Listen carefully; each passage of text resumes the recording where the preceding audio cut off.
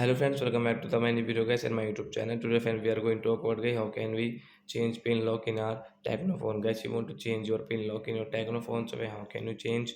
Today I will show you in this video guys.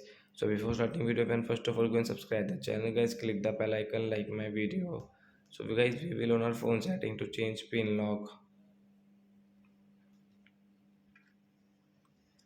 Then guys, scroll it friends, you can see phone security setting guys, click on phone security setting guys. And guys, again scroll guys, you can see your screen lock setting guys, click here. Friends, enter your pin lock password and guys click on again pin. Next, so it's new password guys, I will change guys into 2580.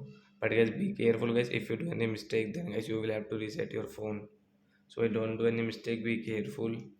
So friends, you can see guys, we have this new pin lock password. So like that guys, you can change your pin. So that's it guys, thanks for watching the video, bye guys.